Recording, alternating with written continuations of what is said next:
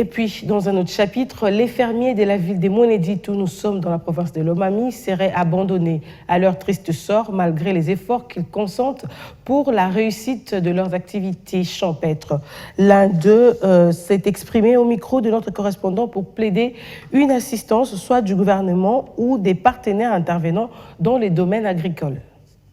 Dans la ville de Mweneditu, nous trouvons des quartiers communément appelés reculés, étant donné que les ménages paraissent pauvres et vulnérables. Et c'est ici où certaines personnes qui veulent entreprendre dans les domaines agricoles profitent des terrains pour en faire des champs. C'est par exemple au quartier des Collines, situé à l'entrée de la ville de Mweneditu. Ici, nous avons rencontré un fermier dans son champ en train de superviser ses cultures, dont on pouvait voir les haricots, le maïs, le manioc et bien d'autres. André Nyembwe parle du rendement à cet endroit ainsi que les difficultés rencontrées.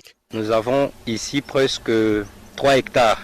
Il y a 2 hectares là où on exploite la culture maraîchère. 1 hectare où on a semé l'haricot Yamashi. Nous avons notre ingénieur qui nous a beaucoup aidé. La production est vraiment meilleure. Avec la tomate, nous avons compris dans notre ferme que nous pouvons faire de l'exploit. Nous rêvons un jour construire des grands bâtiments ici pour l'élevage de porcs. Ici, nous sommes dans un milieu où il y a de l'eau qui coule. Donc, ça va nous permettre d'élever facilement des porcs. Seule l'assistance en intrants pourrait influencer la production, confirment ces jeunes entrepreneurs. Ces genres de projets aiment beaucoup les soutiens. Vous voyez ce que nous sommes en train de réaliser, nous-mêmes avec notre propre apport. S'il y avait encore une aide extérieure, on pouvait réaliser beaucoup de choses. Demandons aussi au gouvernement provincial et aussi aux partenaires. Nous avons un label ici qui est en train de soutenir les mamans, de soutenir aussi les cultivateurs, les gens qui se donnent dans des différentes activités.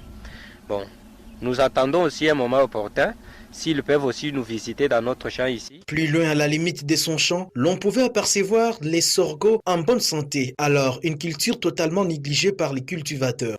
Dans notre milieu ici, si on apprenait aux gens comment cultiver le sorgho, et il n'y aura pas encore la fin. Aujourd'hui, nous sommes en train de nous approprier seulement le maïs. Tout le monde veut utiliser cultiver le maïs. Pourtant que le sorgho aide beaucoup les gens qui souffrent de diabète.